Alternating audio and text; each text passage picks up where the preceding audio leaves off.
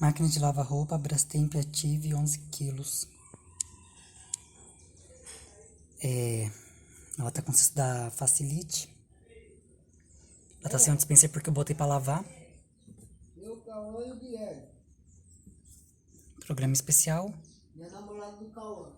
Turbo. Iniciar. Ela tá com a placa interface da BWL09.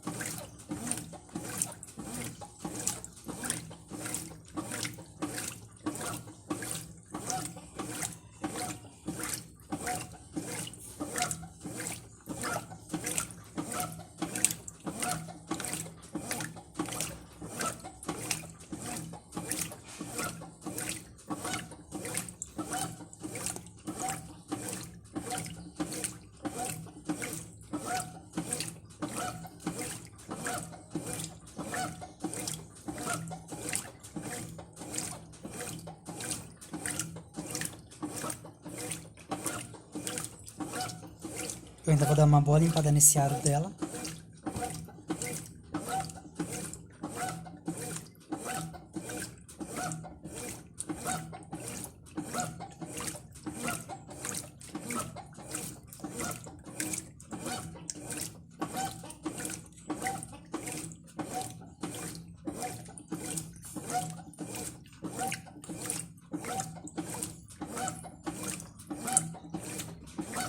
E mesmo a agitação sendo um pouco fraca por causa do agitador de 8 pás, ela consegue movimentar bem a carga.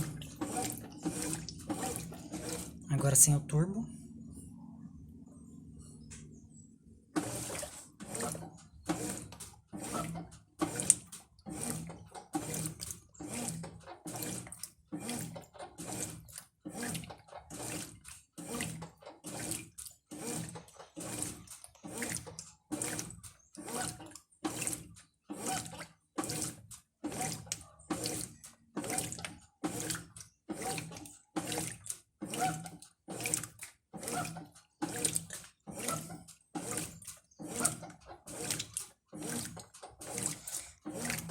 Até dá pra lavar roupa assim, porque ela puxa até que ela puxa a carga.